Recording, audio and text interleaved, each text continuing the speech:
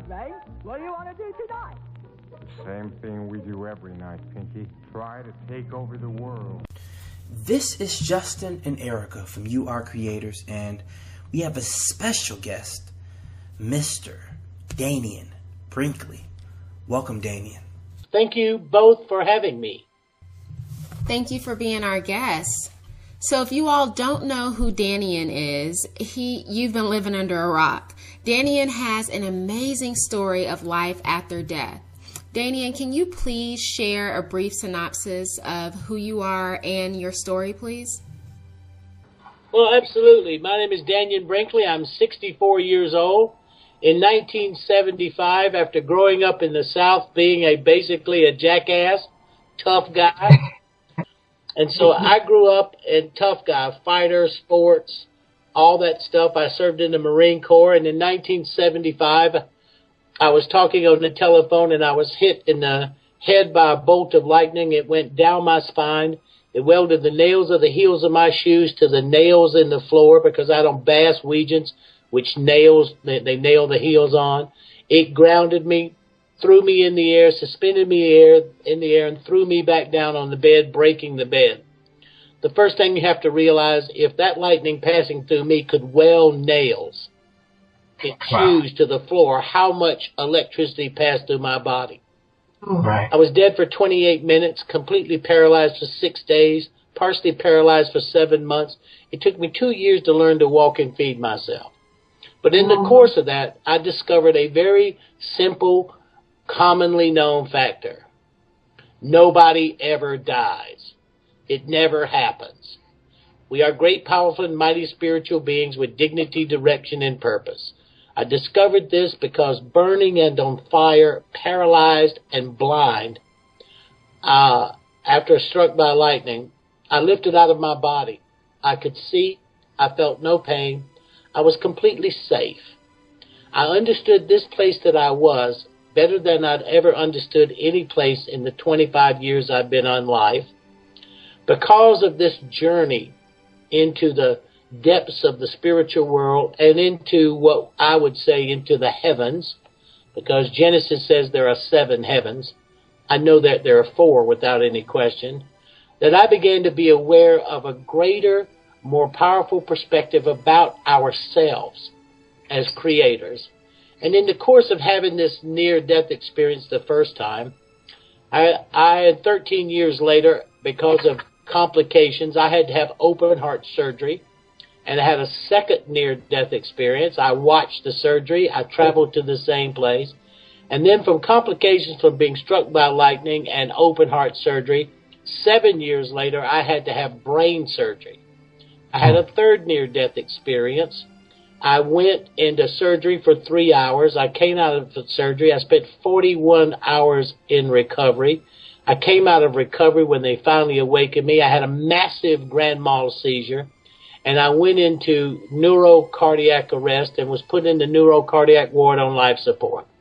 Each of these experiences over 22 years only impressed upon me the wonderment and the joy and the excitement of having this human, quote-unquote, experience. Wow. And the other thing, too, guys, is, you know, they have to kill me every 10 or 12 years just to keep me interested. I'm obsessive compulsive, and I bore very easily. So I figured that the Archangel Michael and Gabriel, a couple of the angels, were up in the angel bar doing cloud shots, and they came up with an idea. I got a good idea. After they had about 7 or 8 cloud shots, they said, "Let's go kill Dannion again." So I keep having entertained at the same time. During your near-death experiences, did you learn anything about the power of thought? Absolutely. Everything is the power of thought. I mean, we are exactly what your program is about. We are the creators. And it is our emotions and our thoughts that constitute the reality that we live in.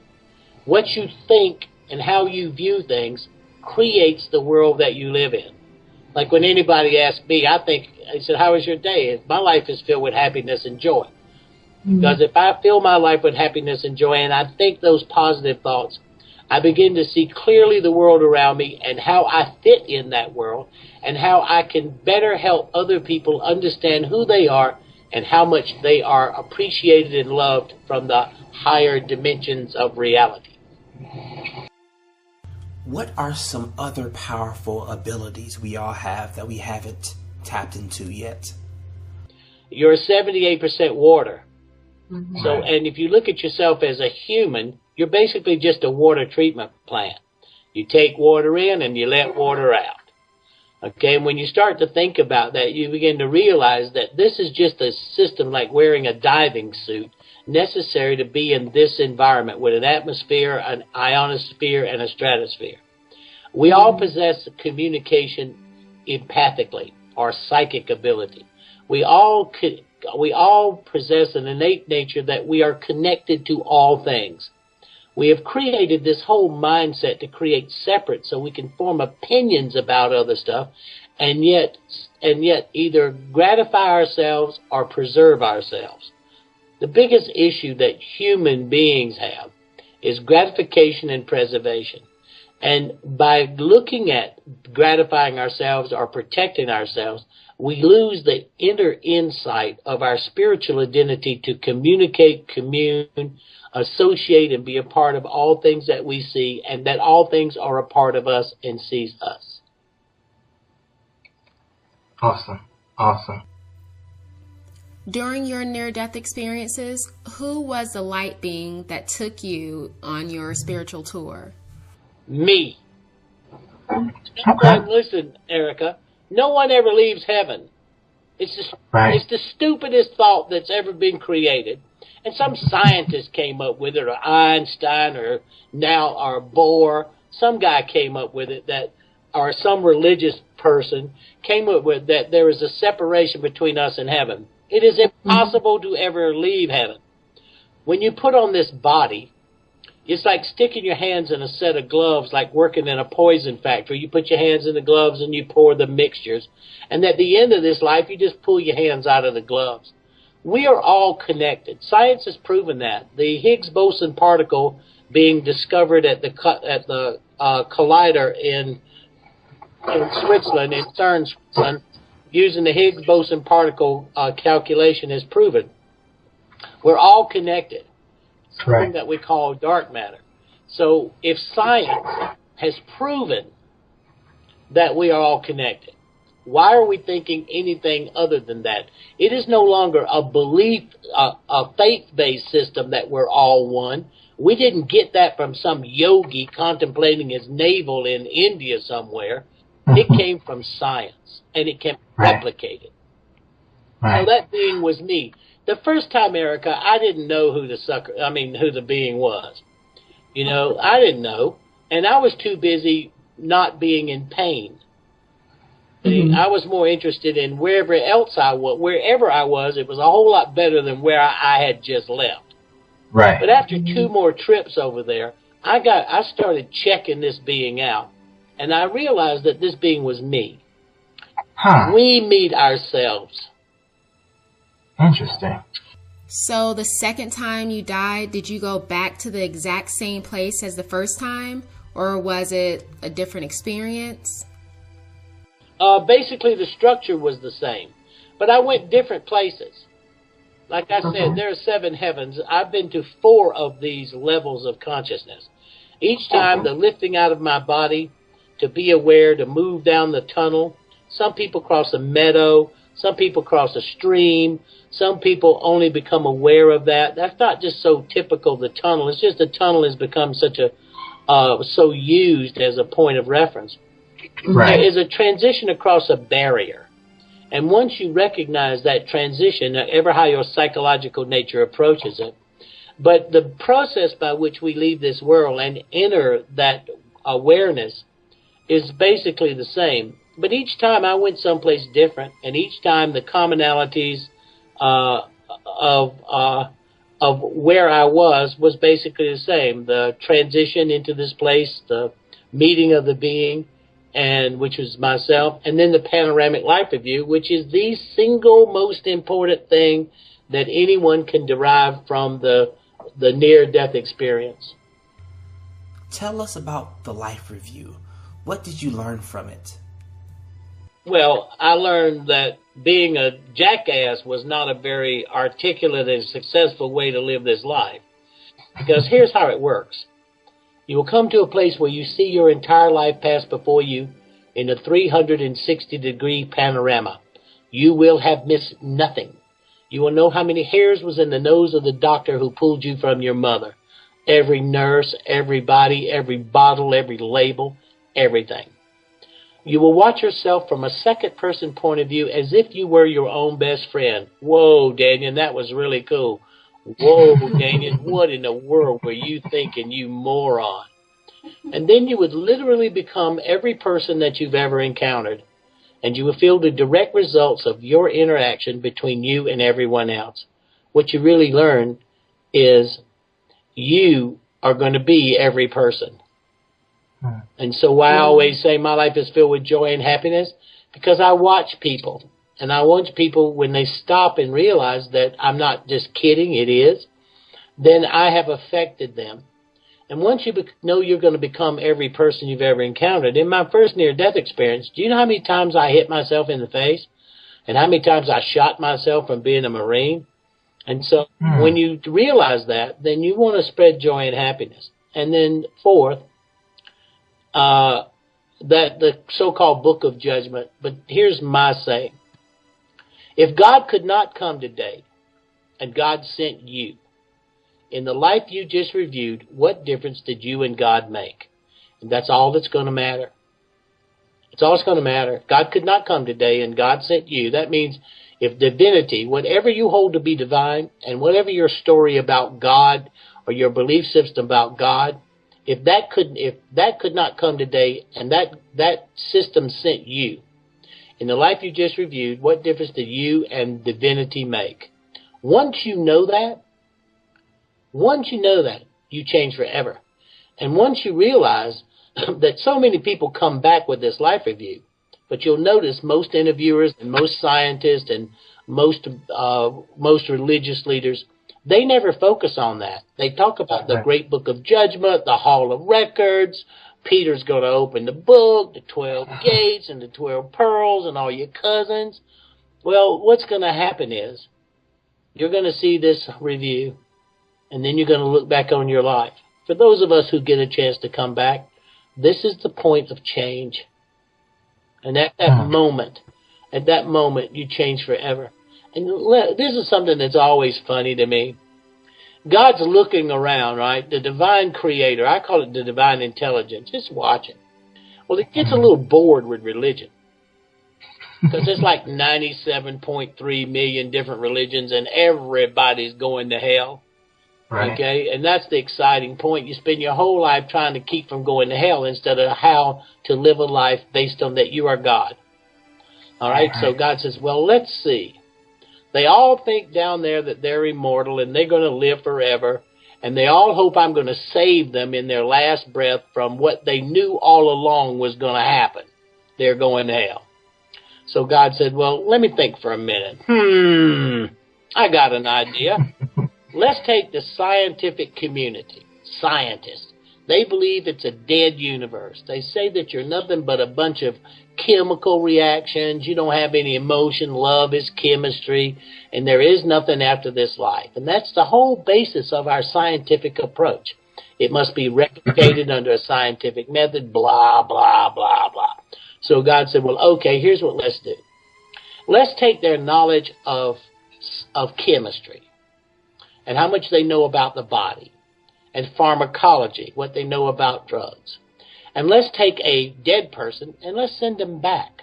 So the reason why we now have a near-death experience, which explains a spiritual experience of a human being totally outside of religion, it happens because scientists who believe we have no soul are capable of chemically bringing us back. Now, that shows the sense of humor that God has. I always say this, if it's not funny, it's not spiritual. If you want to talk to me about God and you're not going to make me laugh, I don't want to hear it. Where did religion go wrong? It began to be a control mechanism. The unknown. Okay? The unknown. And when you start to look at the unknown or fire and brimstone, you know, we look at today in modern evangelical religions. And if you start looking at hell in the Bible, you know, in the Bible, hell is mentioned 8 times. And most of the time it's a trash dump outside of Gethsemane in Jerusalem where they used to throw the crucified criminals. Exactly. Okay? But if you look at where fire and brimstone and ripping of the flesh and eternally damned and all of that stuff comes from, you realize that I think it was Pope Clement II. He read Dante's Inferno around 1315 or 1314, and Dante's Inferno, and he decided that that was going to be his explanation of hell.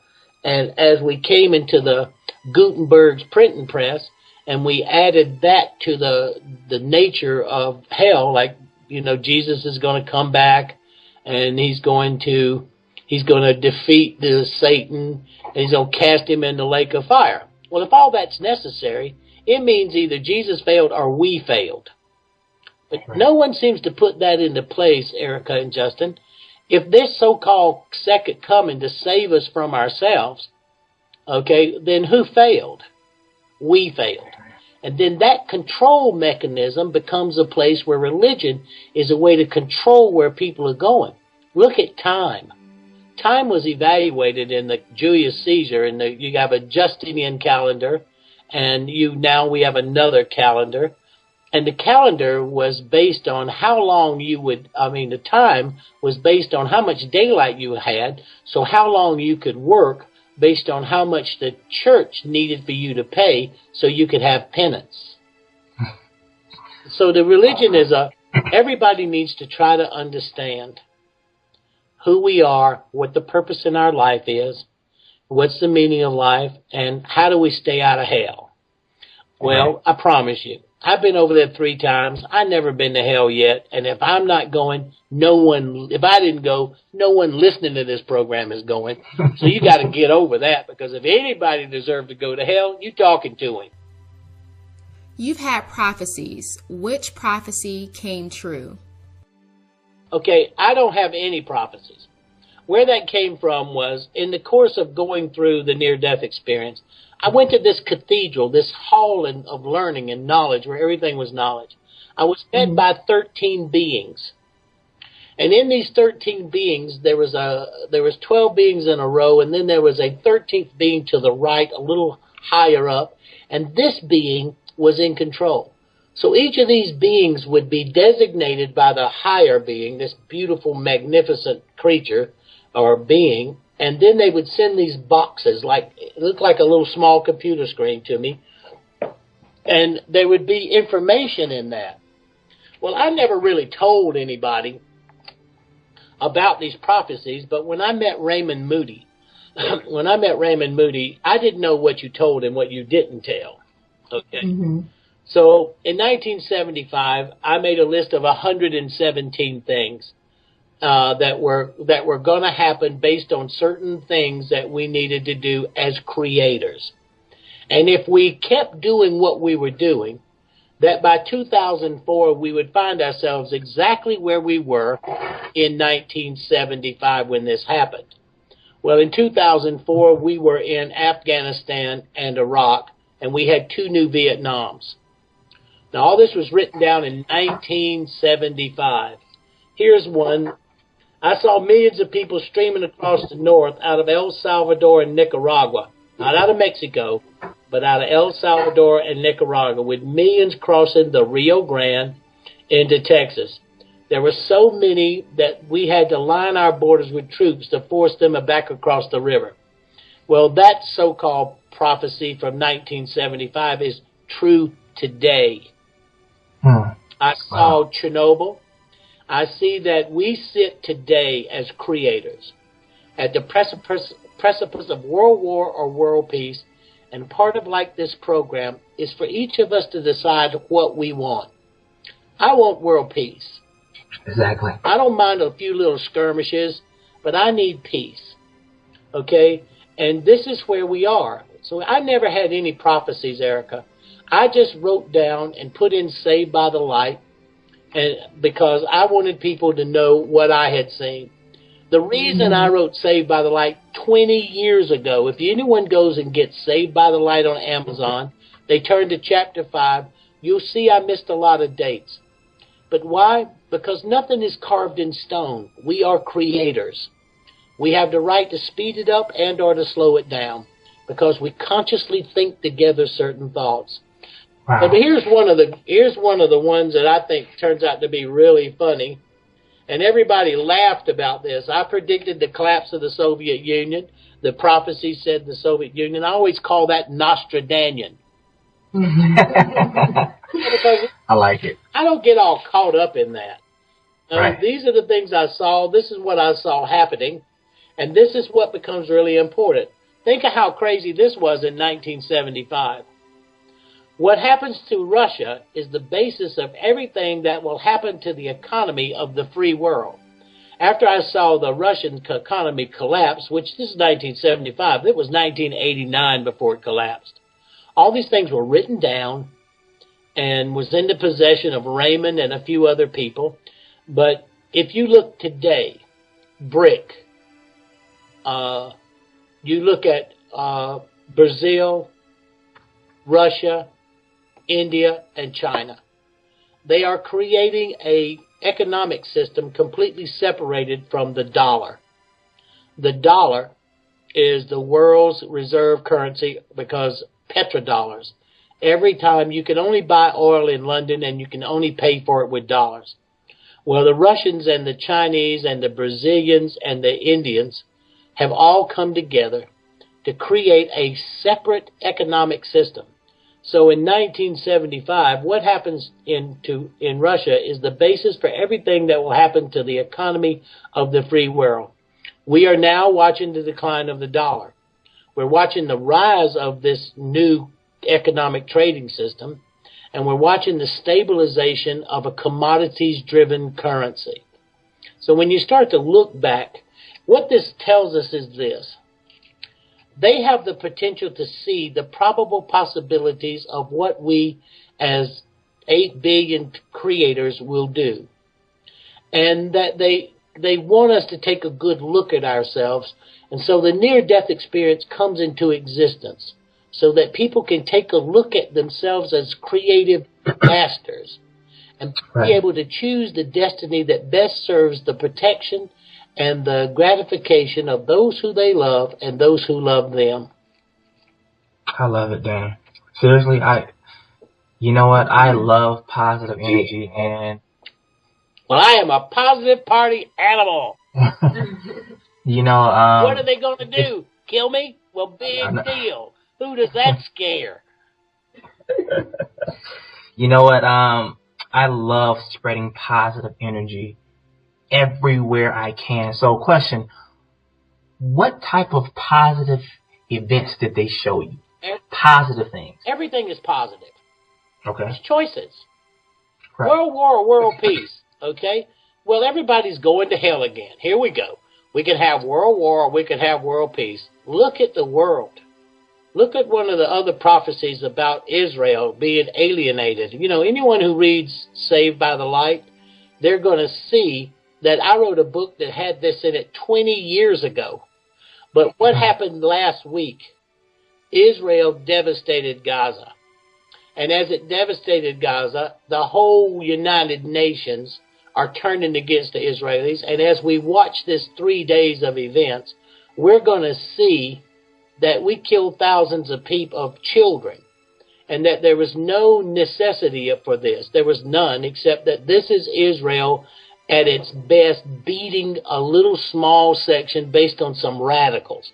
Instead of quietly dealing with it more quietly, they decide to blow up and devastate and kill more than 1,000 people.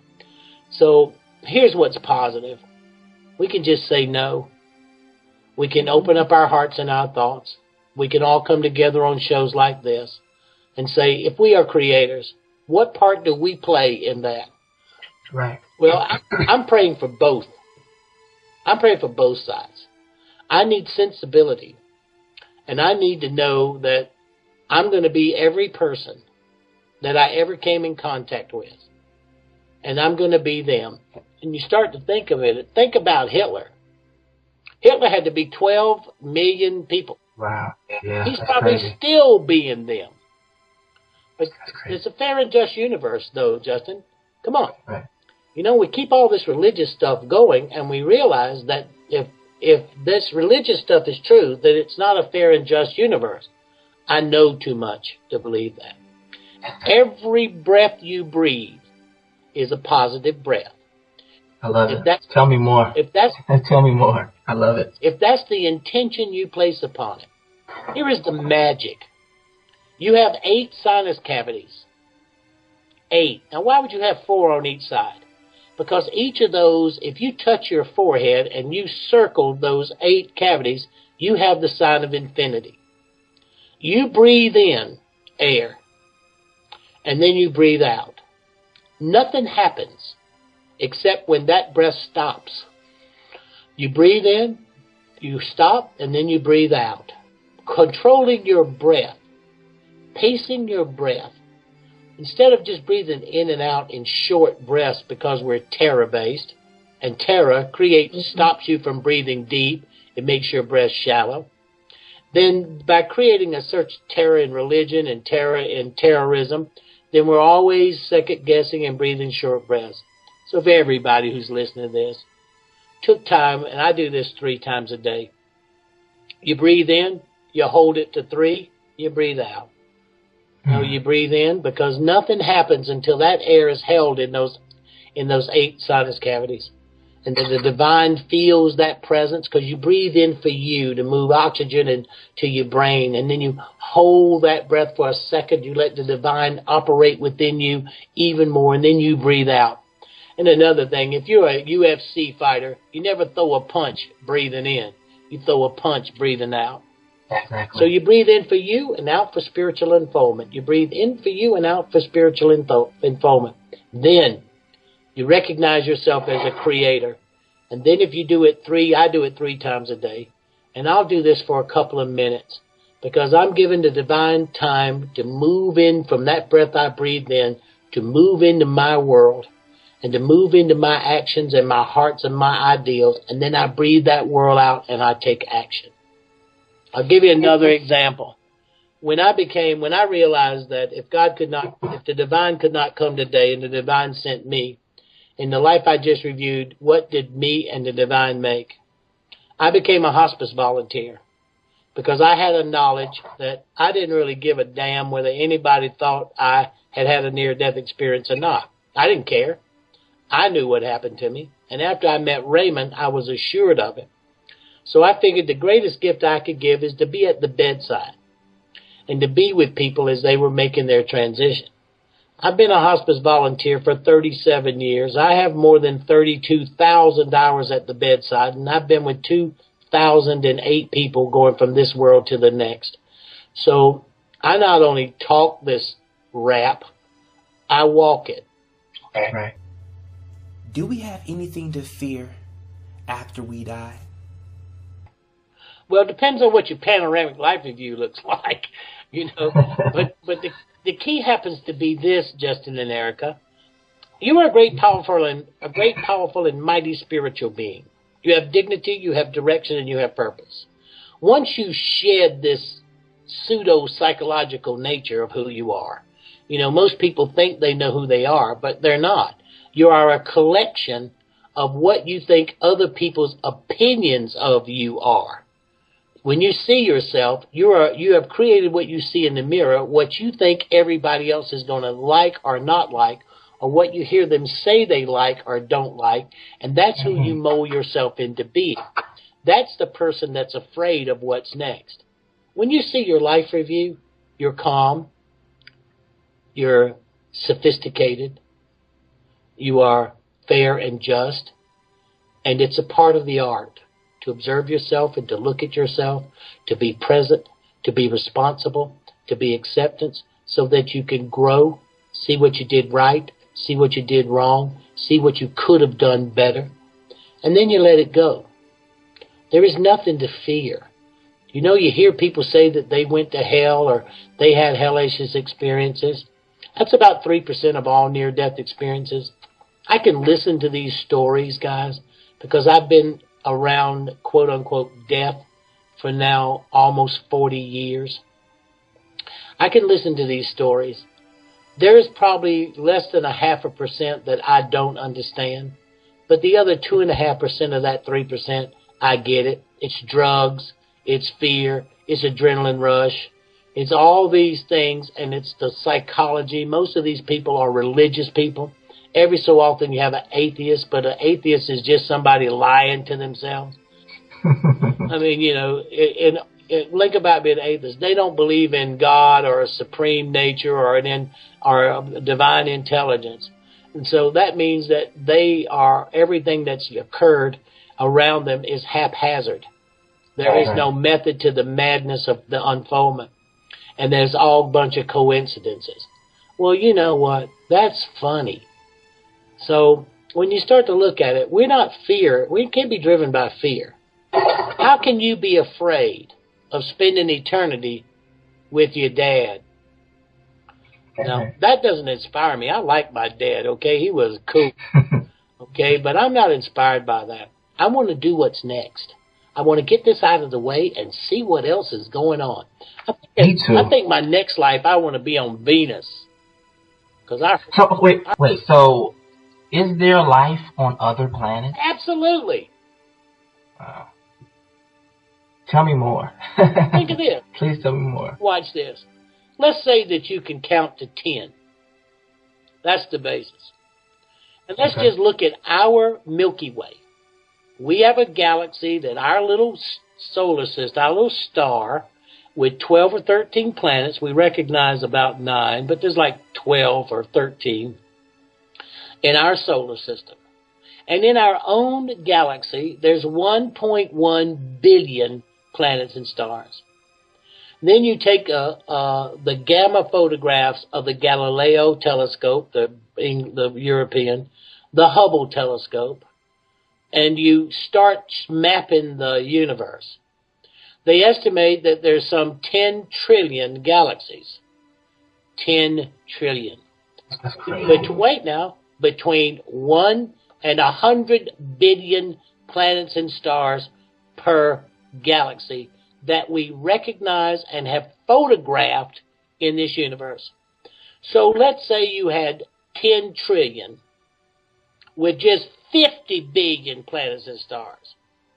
The numerical possibility of we being the only ones in the universe becomes absurd, basically numerically. Or God builds some really sloppy universes. Wow, that is mind-boggling. No, it's not. Well, maybe it is, but here's what I always get to. It's amazing when I hear people get so adamant. They get so adamant that they think they know what they're talking about. Well, that means they don't have the internet. After all of your near-death experiences, what can you conclude about the purpose of life? There's no such thing as death. It doesn't happen. Somebody made that up as a control factor. We pass from this level into another level. It's just a simple change in frequency. And think of this, Erica. We now have quantum physics. We used to have Newtonian mechanics. Then we moved into physics. Then we moved into nuclear physics. So we knew that there were subatomic, atomic, and subatomic particles. We now live in quantum reality. So living in quantum reality, if you look at the multi-universe theory in quantum reality, that means we occupy between 11 and 17 simultaneous levels of consciousness. When I heard that theory, I all of a sudden realized why I was so tired when I woke up every morning. Because if I was having half as much fun in those other 11 universes, I know as I'm having in this one, I know I would be tired. The key is this. We have scientific, replicated theory and probability of who we are. We're living in a 2,000-year-old mindset as opposed to living in 2014 and looking at the science that says you don't die. Right. And if you look at quantum reality, you realize that It tells you more of the truth than anything you ever hear. No one dies. I know you don't die. I don't have faith that you don't die. I know. And and think of this too, kids. I paid dearly to have this knowledge. I live in pain today. Really? You can't think of this. How much electricity passed through me to weld nails of the heels of my shoes to nails in the floor? How much electricity? Look at basic lightning. Basic lightning can hit 1,000,000 volts and 50,000 amps. I know that much didn't pass through me. But when you start to look at that, you could weld the nails. I have a lot of back problems. I have a heart that works off about 70%. I have a little kidney damage on my left side. You know, I've had staph infection more than once because of the aftermath of this. So when you start to look, and when people start to tell me about they're going to die and, you know, what you're going to do, that's all funny. And I'll tell you something else, too. The innate nature of our spiritual selves within human form has the ability to reach across the dimensions that we quote-unquote call death and to communicate with those who have passed on. I've been with 2,008 people, so I have more friends over there than I have over here. Awesome. Are we a part of God, Source, all that is, infinite intelligence? And what effect do we have on life? You are not only a part of it, you are creating it. As you listen to this show, open up your hearts and your minds to create peace and wonderment. You know, don't just sit here and worry and look at it and turn the TV off. Be a part of it and watch it manifest. Be a part of it. Smile at somebody. Say hello. Open the door. Pick somebody up. Pat them on the back. Say it's going to be okay. Because all of a sudden, one day you're going to be that person. And when you're going to be that person in the panoramic life of you, and you see the difference that you made in their life, bringing joy and happiness, support, courage, and protection into their life, then what's going to happen is you're going to feel the presence of your nature as a creator. We are all responsible for creating the world that we have lived in. And we are all responsible for creating the world that we're living in. And we're all responsible for, based on living in this world, for creating the world that our children and grandchildren will live in. I take that responsibility deep inside my heart. And I take it because I know it's the reality and the truth about who we are. We are, as you say, we are the creators. And here's my best story. Let's say you're hanging out in heaven. You're cruising around. You're floating around in some clouds, listening to some harp music. And God comes up and puts their arm around your shoulder and says, "Hey, Justin and Erica, let me ask you something. How would you like to be me for a couple of days?"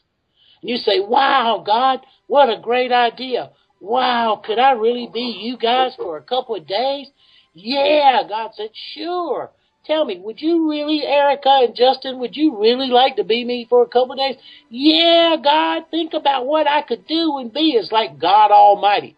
What I could do and be if I could be you a couple of days. And then God said, "Let me ask one more time, Justin and Erica, how would you really like to be me for a couple of days?" You say, "Yeah." Well, you know what happens next? You are born. And then all of a sudden, everything that you think God is, you have a right to be that in your life. Loving, protective, creator, just, fair, loyal, compassionate, passionate. So when you go to looking at this, you made a deal. You wanted to become a co-creator so that you could be godlike, that you could have the choices of either doing right or not. Okay? And by taking the reasons why you do it so you could emanate the divine within you. Are we all connected? Yes, divinely. How do we know that? Science has proven it. Right. You cannot argue with replicable science. Okay? Is there any other dimensions or worlds? Yes. How? Science has proven it. When people start talking these kinds of things, look at the science. Look at the science. just recently, they were looking at the multi-universe theory, the thing I was talking about earlier. Right. So they took an electron, and then on that electron, they attached what was called a tachyon, which is a subatomic particle, and they irradiated it and made it an isotope. And then they sent this electron and they bombarded it with neutrons and electrons, and it disappeared. Right. When they slowed down the electron bombardment, that electron reappeared in this dimension, and they knew it was that electron because it had that isotope tachyon attached to it. Okay? So all of a sudden it was back. Well, where did it go? And if it went somewhere, then how did it come back? Then did it go somewhere and did it come back? Yes. So did that prove the viability of the multi-universe theory? Did pretty well for me. Right. I'm not woo-woo, guys. I mean, I've been dead, but I'm obsessive compulsive. And if you kill me, you've got my attention. And if you kill me 2 or 3 times, I'm going to be an expert. Awesome. Okay. Well, I know I've been boring you guys for almost an hour now. Oh, no. Guys. You have shared a wealth of information with us today, and we really appreciate that. Where can we find some of your wonderful books? Okay, I wrote Saved by the Light in 1993, and I'll tell you why. Because in 1993, the doubters were winning. Dr. Raymond Moody and the scientists and the philosophers who were looking at the near-death experience, the naysayers were scientific, oxygen brain deprivation, temporal lobe seizures, frontal lobe seizures, anaphylactic shock, all these reasons for what the near-death experience was, because they were afraid to have to face the fact that the entire system of their reality wasn't true, that we are really spiritual beings. I have a saying, you know the only difference between God and a doctor? What? God never thinks he's a doctor.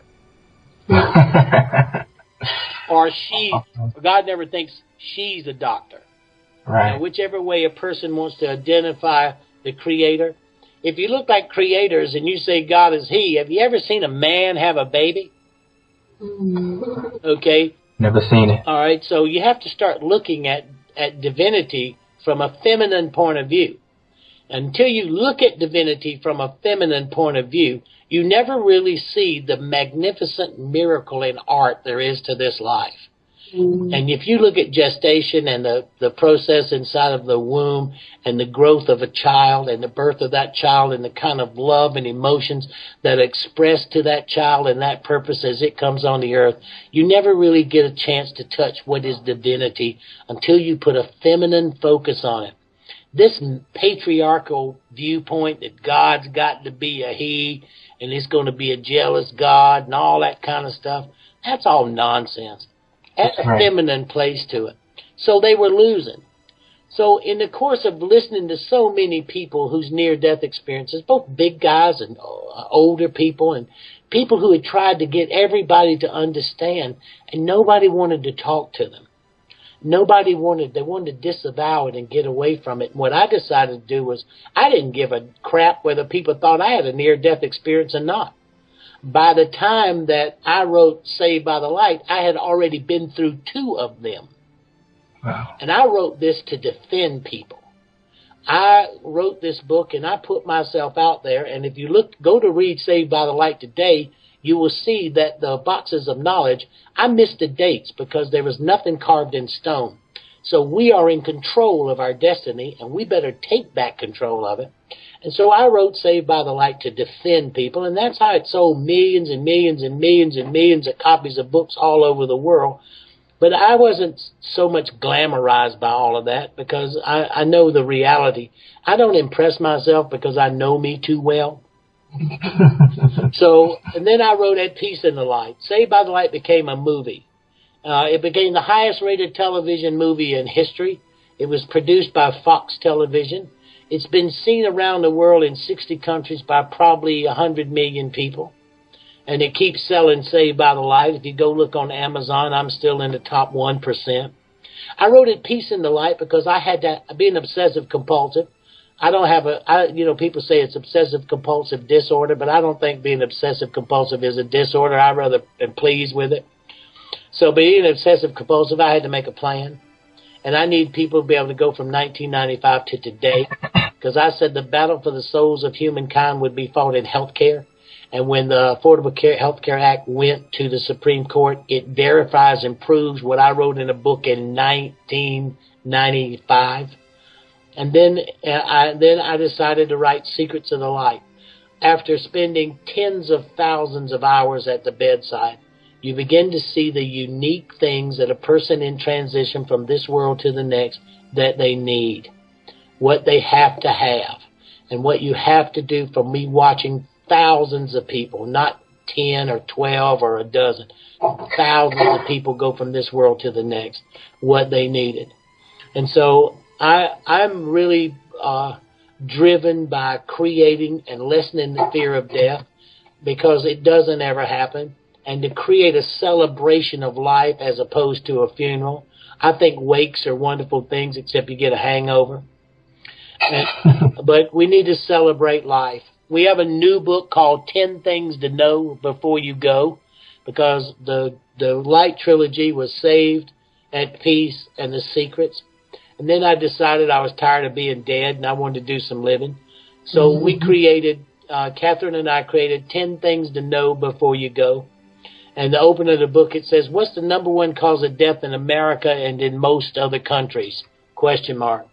You turn the page and it says, no matter what you thought, the number one cause of death is birth. Then you turn to the next page and it says, remember, if you're breathing, you're leaving, and if you just took a breath, this book is for you. And the last awesome, Danny. Awesome. And the last page, well, I figured that if a publicist was going to put that out, I'd get a lot of TV and radio. And the last page, it says, remember, aspire to inspire before you expire. I love it, Danny. Well, thank you so much again, Dannion. I love you guys, and I hope I didn't bore everybody who listens to this. Please go to Dannion.com. Please buy those books, and please get the new one. This is Justin and Erica from YouAreCreators, and we support your dreams.